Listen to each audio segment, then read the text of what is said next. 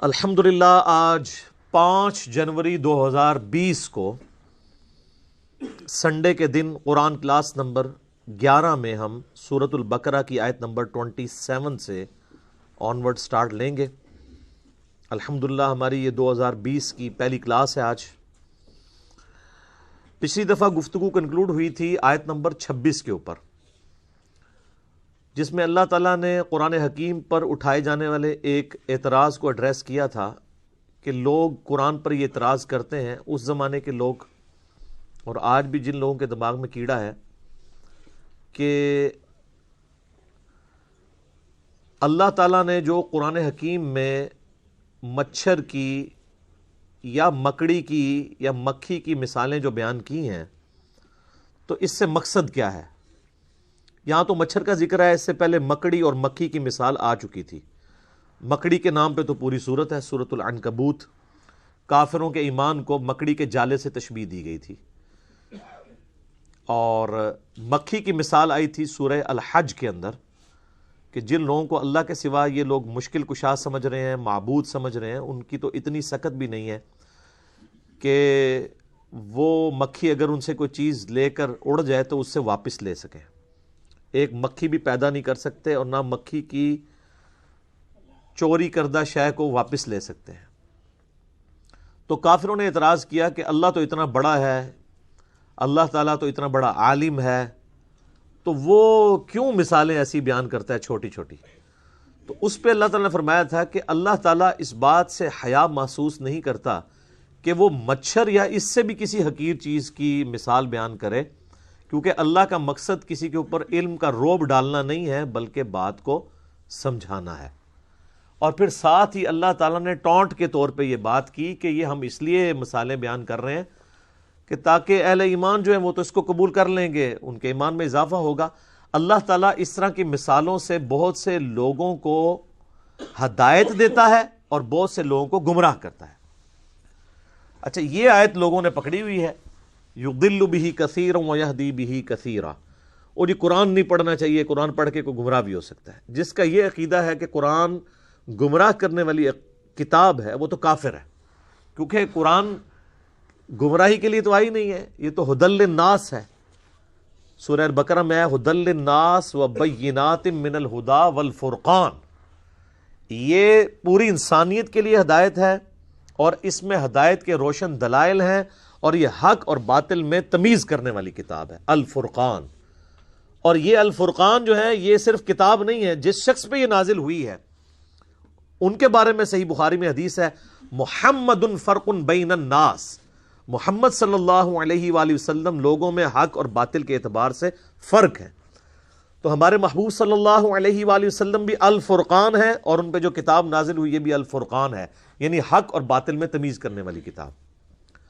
اب ان آیات کے ہوتے ہوئے کوئی یہ کہے کہ قرآن لوگوں کو گمراہ کرتا ہے، تو وہ اپنے دماغ کا علاج کروائے۔ یہ آیت یہ بیان ہو رہی تھی کہ جو لوگ قرآن کا مذاق اڑاتے ہیں، قرآن پہ ایمان نہیں رکھتے، قرآن کی دعوت کو قبول نہیں کرتے، وہ گمراہ ہوتے ہیں، کیونکہ یہ جب مثال بیان ہوگی ایمان والے قبول کر لیں گے، ان کو ہدایت مل جائے گی، اور جب قرآن میں مثال کا کوئی انکار کرے گا وہ گمراہ ہو جائے گا۔ یعنی قرآن نے اسے گمراہ نہیں کیا، بلکہ وہ قرآن کا انکار کر کے گمراہ ہوا۔ دیکھیں کس بڑے لیول کا یہ دھوکہ دیتے ہیں۔ اسی طرح کا ایک دھوکہ انہوں نے دیا ہوا ہے جو سورۃ الجمعہ میں آتا ہے، علماء یہود کی مثال۔ اللہ نے فرمایا یہ گدھوں کی مثال ہے، جیسے گدھے کے اوپر کتابیں لادی گئی ہوں۔ تو وہ کہتے ہیں جو کتابی باتیں کرے، جو کتابوں کے حوالے دے، تو وہ تو گدھے پہ بھی کتاب لاد دی جائے۔ اچھا، گدھے پر کتاب لادنے کی مثال اللہ نے اس لیے دی کہ گدھا کتاب پڑھ نہیں سکتا، نہ اس سے استفادہ کر سکتا ہے۔ تو وہ علماء یہود جن کے پاس اولڈ ٹیسٹمنٹ موجود تھی، تورات اور زبور موجود تھی، یا کرسچنز جن کے پاس نیو ٹیسٹمنٹ انجیل موجود تھی، ان کتابوں سے وہ نبی صلی اللہ علیہ وآلہ وسلم کے بارے میں جو پروفیسیز تھیں، پیش گوئیاں تھیں، ان کو پڑھ کے آپ علیہ السلام کی دعوت پہ لبیک کہتے، لیکن انہوں نے ان کتابوں سے استفادہ نہیں کیا، گویا کہ وہ ان گدھوں کی مانند ہیں کہ جیسے گدھے کے اوپر کتاب لاد دی جائے نا، تو گدھا کتاب تو پڑھ نہیں سکتا، صرف بوجھ ہی اٹھائے پھرتا ہے۔ تو کتاب کا مقصد تھا استفادہ کرنا، تو اللہ نے علماء یہود کو استفادہ نہ کرنے کی وجہ سے کہا ہے کہ یہ گدھوں کی مثال ہے. تو معذرت کے ساتھ ہمارے علماء کے لیے یہ مثال بیان ہوئی ہے. وہی خرابیاں یہاں بھی پیدا ہوں گی نا. بخاری مسلم میں حدیث آتی ہے جو کتابوں سے استفادہ کر رہا ہے وہ گدھے کی مثال نہیں ہے, کیونکہ گدھا تو کتاب نہیں پڑھ سکتا. گدھے کی مثال وہ علماء ہیں جن کے شوکیسوں میں کتابیں رکھی ہوئی ہیں اور وہ ان کو پڑھ کے صحیح بات نہیں امت تک پہنچاتے.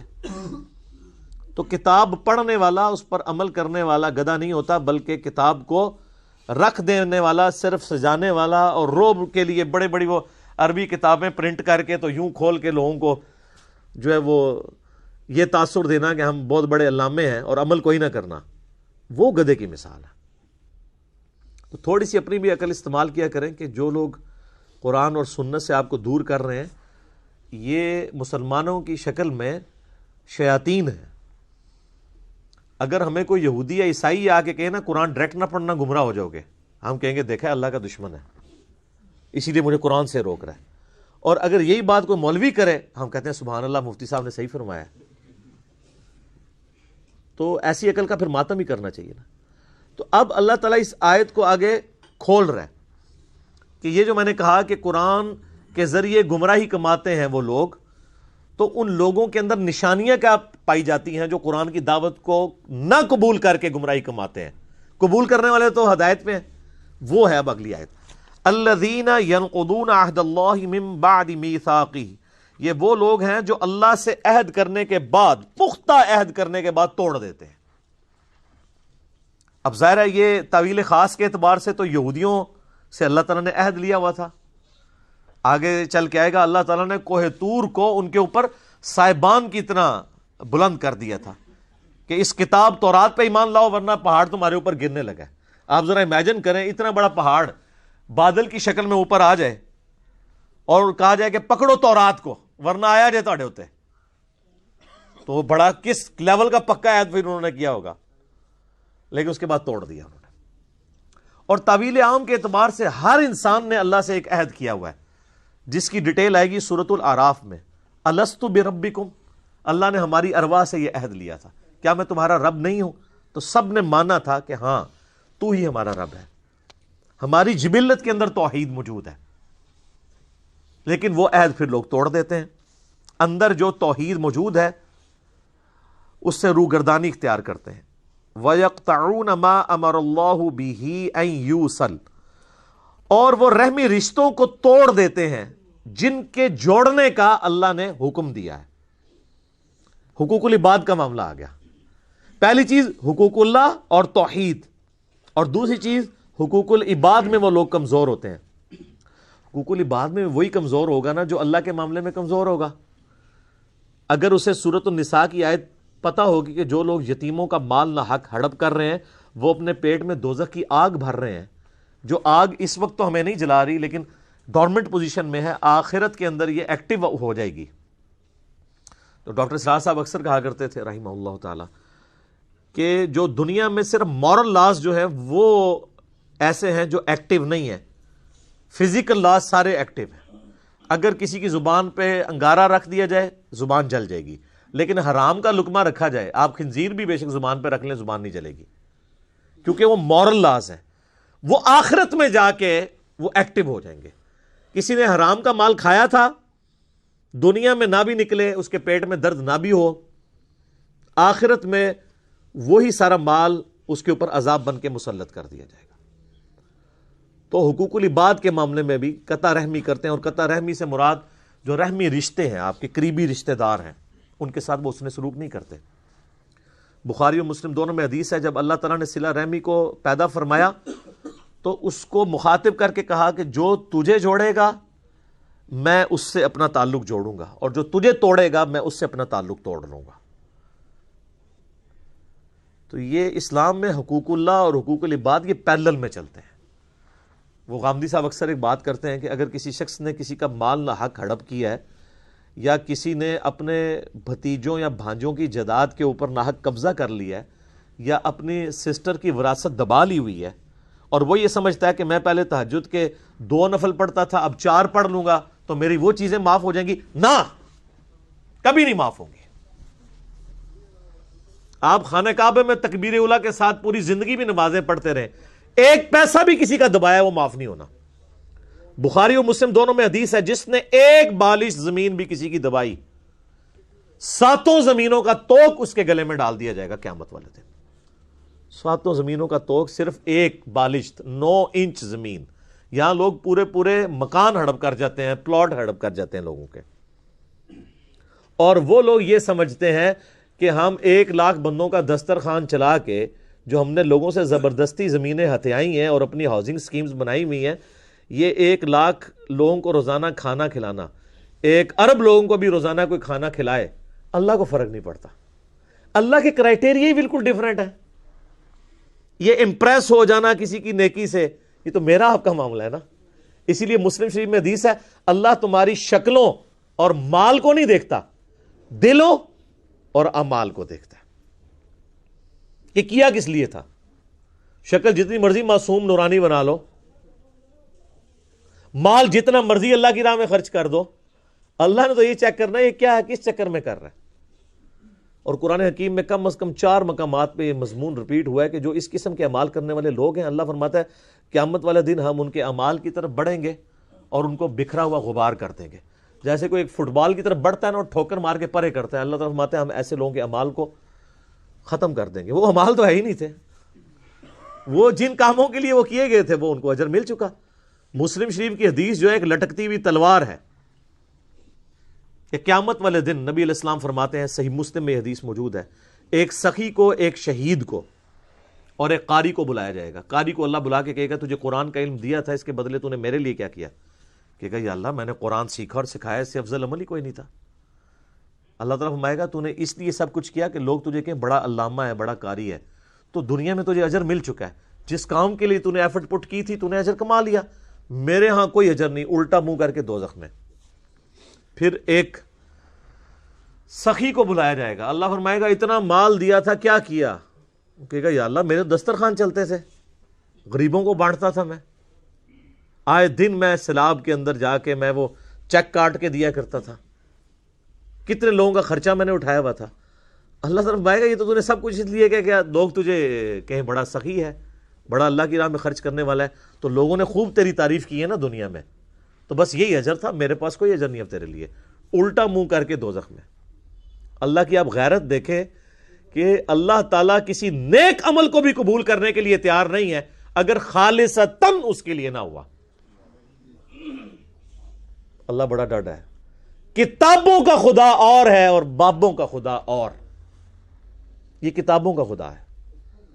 مسند احمد میں حدیث ہے جس نے دکھلاوے کے لیے نماز پڑھی اس نے شرک کیا، پڑھی نماز کیا شرک، جس نے دکھلاوے کے لیے روزہ رکھا اس نے شرک کیا، اور جس نے دکھلاوے کے لیے صدقہ کیا اس نے بھی شرک کیا۔ اچھا کر رہا نیکی ہیں اور الٹا جنہوں کہتے ہیں گاٹے فٹ ہو رہی ہیں، شرک، ریاکاری۔ اور مسلم شریف کی حدیث میں آتا ہے تیسرا وہ لایا جائے گا شہید، تو اللہ تعالیٰ کہے گا تجھے میں نے اچھی صحت دی، سب کچھ دیا، اس کے بدلے تو نے میرے لیے کیا کیا؟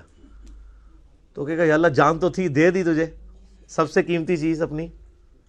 اللہ فرمائے گا تم نے جان اس لیے دی کہ تاکہ لوگ تمہیں بہادر کہیں، تو دنیا میں تمہیں اس تعریف سے نوازا گیا تھا، ہو سکتا ہے مرنے کے بعد میڈلز بھی مل گئے ہوں، میرے پاس کوئی اجر نہیں ہے، الٹا منہ کر کے دوزخ میں۔ یہ اللہ تعالیٰ نے 3 سیمپل بیان کیے ہیں۔ اس انسانیت میں نیک اعمال کے اعتبار سے اس سے بڑا کوئی عمل ہو سکتا ہے کہ کوئی شخص قرآن کا علم سکھاتا ہو، نمبر 2 اللہ نے دولت دی ہو، اللہ کی راہ میں خرچ کرتا ہو، اور نمبر 3 جان بھی اللہ کے لیے دے دے۔ یہ 3 سب سے بڑی نیکیاں ہو سکتی ہیں نا کائنات میں، تو تینوں کا آپ حشر دیکھ لیں تو باقی تو کسی کھاتے کے اندر ہی نہیں آتے۔ کوئی مجھے بتائے ان تینوں سے بڑی کوئی نیکی ہو سکتی ہے؟ بخاری میں حدیث ہے سب سے بہتر وہ جو قرآن سیکھے اور سکھائے۔ بخاری مسلم میں حدیث ہے کہ حسد اسی شخص پہ کیا جا سکتا ہے، رشک، کہ جسے اللہ نے قرآن کا علم دیا ہو، وہ قرآن کی تلاوت بھی کرتا ہو، لوگوں کو سکھاتا بھی ہو، اس سے بڑی کوئی چیز ہو نہیں سکتی۔ اور جان دینا سر، اس سے تو بڑی کوئی چیز ہی نہیں ہے۔ جو اللہ کی راہ میں قتل ہو جائے، اللہ نے فرمایا ان کو مردہ بھی مت کہو، لیکن یہاں دیکھ لیں اور اللہ کی راہ میں خرچ کرنا. قرآن میں نماز کے بعد سب سے زیادہ زور ہے انفاق فی سبیل اللہ کے اوپر, وہ بھی فارغ. تو یہ ساری چیزیں کسی نہ کسی کیٹیگری میں حقوق العباد کے اندر لائی کرتی ہیں. تو یہ ایسے لوگ ہیں جو قطع رحمی کرتے ہیں. وَيُفْسِدُونَ فِي الْأَرْضِ, اور زمین میں فساد مچاتے ہیں. فساد تو خود ہی ہو جائے گا نا جب آپ کسی کی حق تلفی کریں گے, تو وہ بڑا ہو کے خود کش حملہ آور ہی بنے گا نا, آپ کے اوپر بدلہ ہی لے گا نا آپ سے. جب آپ کسی کے ساتھ زیادتی کریں گے تو زمین میں فساد فی الارض تو ہوگا نا. یہ یاد رکھیے گا, معاشرہ دو چیزوں پہ چلتا ہے, احترام جان پہ اور احترام مال پہ. جس معاشرے میں جان کی حفاظت نہ ہو اور مال کی حفاظت نہ ہو, وہ معاشرہ سٹیبل نہیں ہو سکتا, چاہے وہ جتنا مرضی بڑا مذہبی معاشرہ ہو. اور اگر معاشرہ بالکل لا مذہب ہو لیکن احترام جان اور احترام مال ہو, وہ معاشرہ چلے گا جو آپ دیکھ سکتے ہیں. یورپ اور امریکہ, کتنے لوگ سکون میں ہیں. آپ کے کتنے پرہیزگار لوگ بھی وہاں جا کے کہتے ہیں جی ہم نے تو وہاں دیکھا ہے جی ہر چیز طریقے سے چل رہی ہے. ہوتے وہ مسلمان ہیں لیکن وہاں کی تعریف کر رہے ہیں. کیوں؟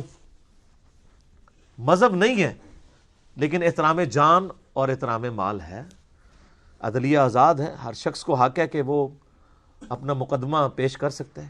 کسی کی جرت نہیں ہے کہ وہ اپنے سٹیٹس کی بنیاد کے اوپر کسی کا حق غصب کر لے, کسی کو ایک تھپڑ بھی مار دے. سر یورپ اور امریکہ میں پولیس والا اگر کسی کو تھپڑ مار دینا تو پوری زندگی کی تنخواہیں جوڑ کے وہ جرمانہ نہیں ادا کر سکتا. یہاں سر عام پٹائی کرتے ہیں, کیونکہ جب تک جوڈیشری میں کیس پروف نہ ہو آپ کسی کو سزا نہیں دے سکتے. اور جب سزا بھی دیں گے تو اتنی دیں گے جتنی جوڈیشری ڈیفائن کرے گی. یہ تو نہیں ہے کہ پولیس والے لوگوں کو پکڑ رہے ہیں تو ساتھ مارنا بھی شروع کرتے ہیں, وہاں تو کوئی سوچ بھی نہیں سکتا.